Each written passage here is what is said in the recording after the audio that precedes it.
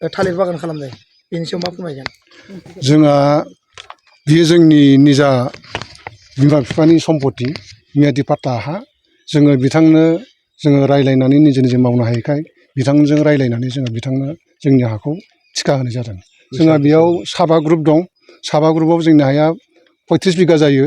जों बे 35 बिगाखौबो जोंनो SDC मण्डला फैनानै गावसोरनो लाबोदों। बे जतिस मोसाहारियानो बिथाङा लाबोनानै जोंनो बेखिनि हाखौ सुनानै होलांदों। बिथांमोननि हाया दा गावसिनियाव ओंखारनाया खम ओंखारदों। दा बिनि थाखाय जोंनि सायाव बहुद कमप्लेन खालामबाय दङ। बिथांमोना बहुद लफिया बिराद मालायनि धन सम्पतिखौ गावसो लुबैनानै जोंखौ बेबायदि माबायाव खोलैबाय दङ। खिन्थु जोङो जेबो बुङाखैमोन, जेबो खालामाखैमोन। नै दिनै मैयानि खौराङाव मोननानै जोंबो एसे गोसोआ दुंखांनानै जोंबो बेबायदि माबाखौ होनांगोन। होआबा नङाबा जोङो सिरि थायोब्ला जोंखौ आरो नोंसोर नारसिनबावगोन ओरै होननानै जोंबो नैबे खामानिखौ आग बारायनाय जादों आरो।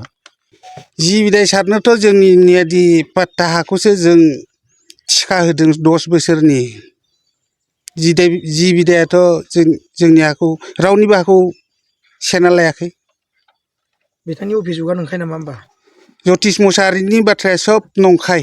बिथां जिथु जतिस मोसाहारि बिथांनि बाथ्राखौ माने बुंनानै फोजोबनो हाया।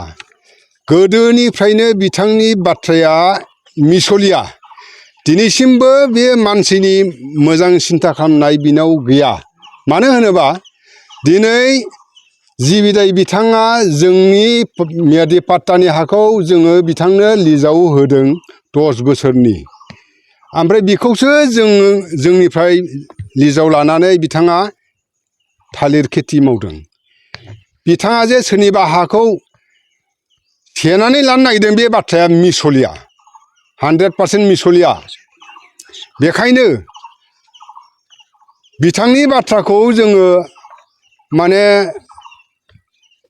जेसेबां गोख्रैयै हागौ बिथांनि सायाव गोख्रों बिसार लानांगौ होननानै होनांगौ होननानै आंनिफ्राय आं बिबुंथि होदों।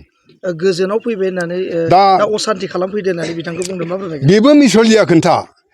बिथाङा दिनै फैनानै जोंनि गामि ओनसोलाव बहुद सान्थि फैदों।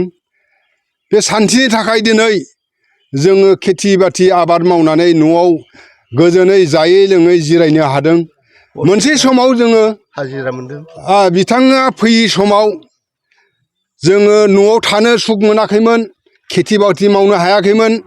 दिनै बिथाङा फैनायनि उनाव जोङो बेसे गोजोनाव दङ। गुबुन हारिफ्राबो दिनै हरदि हरला 12टा जा 1टा जा जोंनि ओनसोलाव फालांगि मावफैनो हादों।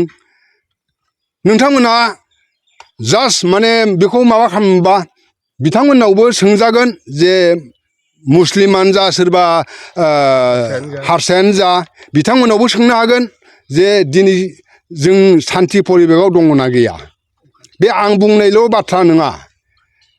दा बेफोर बाथ्राखौ बुंनो थाङोब्ला बै जतिस बायदि मानसियासो अखान्थिखौ लाबोनो नाजागासिनो दङ। होनबा बेफोरबायदि मानसियासो बदमाइस बुंनो थाङोबा।